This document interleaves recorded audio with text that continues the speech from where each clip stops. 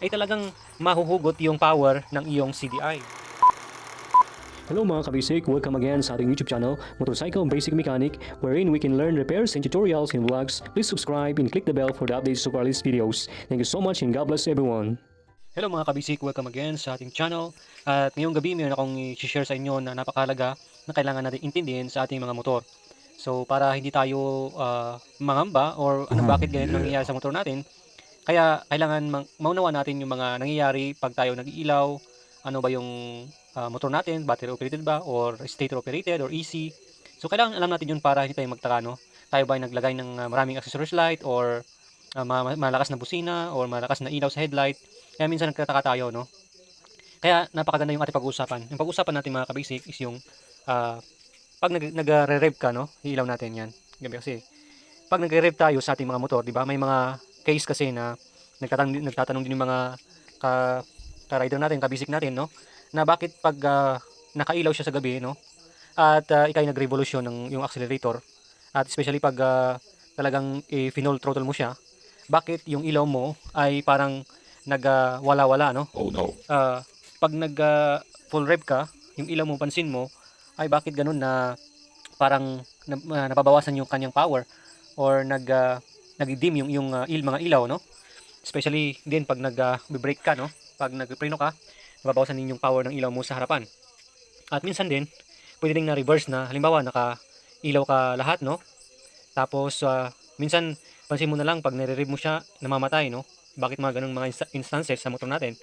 So, ito yung mga bagay na kailangan intindihin natin. Siyempre, marami namang factor yung mga ganun minsan, pero ang issue ko ngayon ay tungkol dun sa ating yung power, kung saan nanggagaling yung power ng ating mga motor or yung kuryente ng ating mga motor. Alright, so firstly is intindihin natin na kung battery operated yung motor mga kabisik kasi syempre yung pinanggagalingan kasi ng power ng CDI natin is yung ating battery. Alright?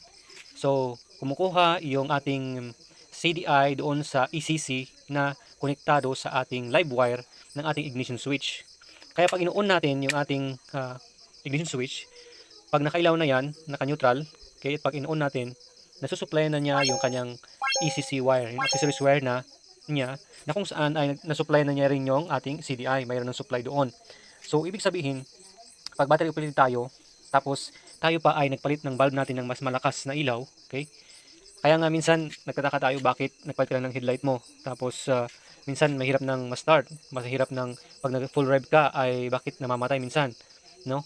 May mga effect yun mga kabasic. Kasi naglagay ang company, huwag mong lagyan ng malakas na ilaw yan na hindi kaya naman na i-maintain ng iyong accessories wire.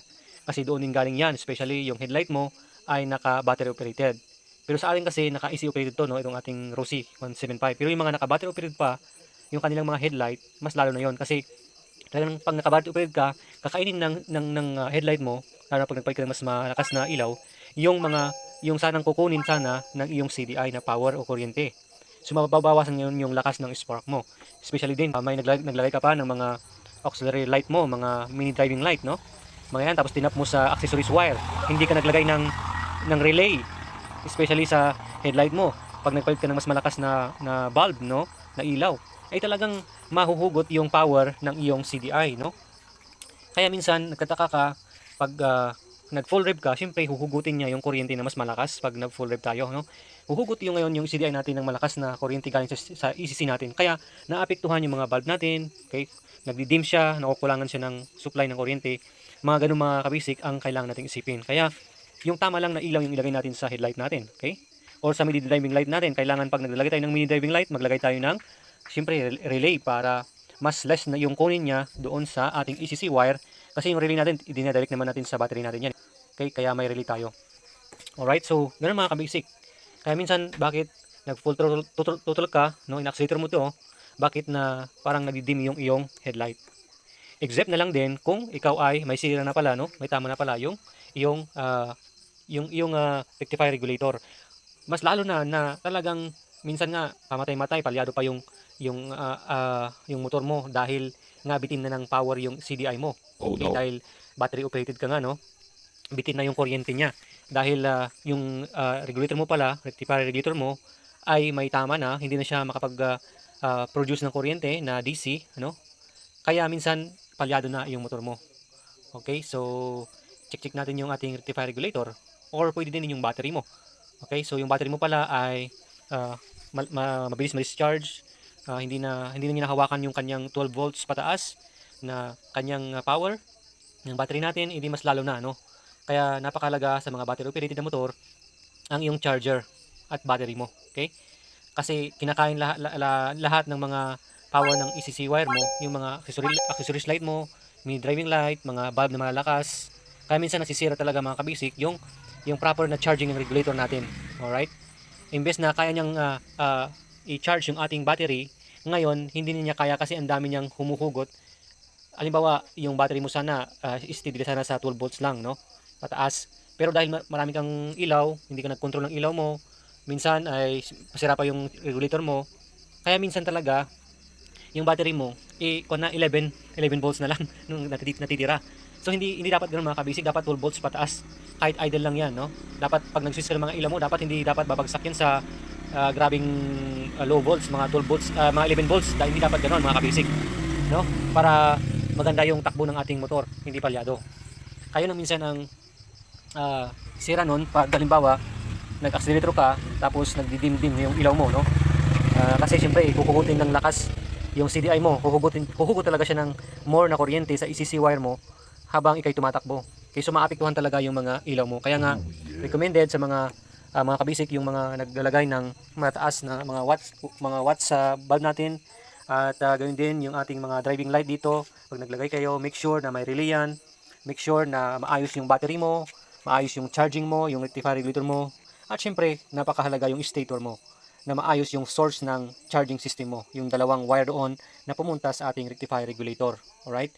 Yun yung AC current na kino-convert ng ating regulator para maging DC current. So, mahalaga mga kabisik, make sure huwag ka na maglalagay, sabi ko sa iyo, ng mini driving light na malakas na busina, malakas na ilaw kung alam mo na hindi naman good condition yung battery mo, good condition yung rectifier regulator mo. Wag na lang mga kabisik. So doon ka na lang sa mga normal na ilaw. Okay, so para mas maayos ang iyong motor at hindi din ma-short yung supply ng ating CDI. Okay, kasi nga naka-battery operated ka. So yung power ng CDI mo galing sa ECC wire. Except na lang sa mga motor na EC operated, no? Sa stator galing yung power ng kanilang CDI. Alright, so itong ating Rosie, ito kasi ay battery operated. Makikita dyan sa ating dito.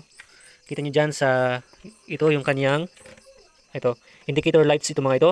Ito, makikita natin dyan yung blue, green, yellow at saka pink. Yung yellow at saka pink, yun yung kanyang input ng charging niya. Kaya yung ating ilaw din, kasi hindi siya naka-battery operated ito, so EC operated to, so yung ilaw natin naka-tap dito sa yellow wire. Alright? So yung green, yung ground natin, ito yung pulsar natin, yung blue. Alright? So ganun mga kabasic.